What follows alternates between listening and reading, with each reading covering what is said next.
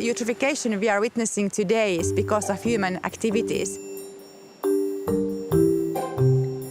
Agriculture is simply the biggest single source of nutrients to the Baltic Sea. It's not only a question about farming, actually. It's a question of the wider food system, and our food system currently is unsustainable.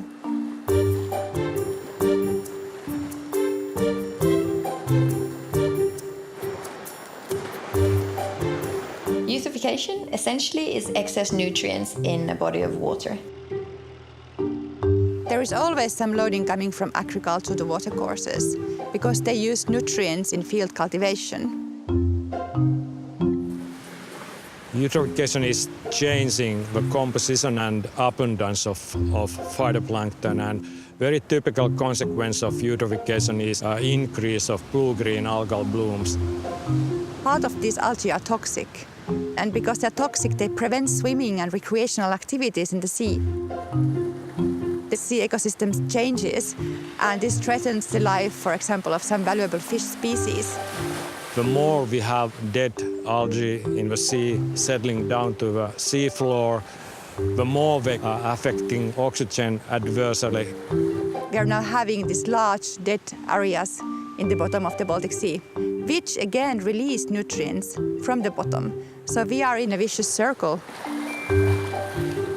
We need to reduce the amount of nutrient runoff into the waterways, and we can do that in different ways. We have managed to reduce nutrient load from municipal and industrial sources a lot during this last 15 years. But today, the major cause of eutrophication in the Baltic Sea region is agriculture and farming. Sustainable farming can definitely help. There is a lot that farmers can do to reduce the runoff from their farm.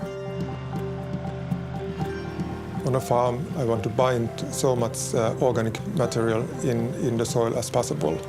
So I don't plow anymore, but I mix the organic matter in the soil. So the structure is solid. It keeps the nitrogen in the soil so that it don't go away with the water. We want to farm in a good way, and it's also quite an economic way to work. It's not only on the farmers to fix this issue. We also need to work on consumption.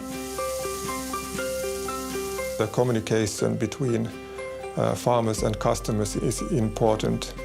Most of the customers are looking for how the raw materials are produced. So it's my benefit that I can tell them that they are produced in a sustainable way.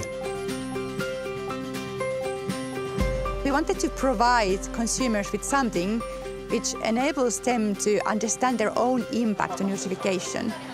And because of this, we now have this calculator that you can use to calculate your own nutrient footprints to the Baltic Sea.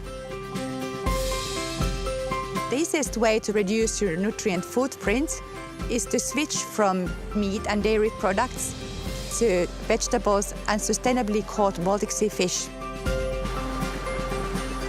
We have launched the WWF meat guides in both Finland and in Sweden to guide people towards having less and better meat. Farmers produce what is demanded, and if consumer decreases their consumption of meat, that will finally result in decrease of meat production. I'm very optimistic because if we keep on with the same impact-oriented approach in the whole Baltic Sea, I think we can really achieve a lot.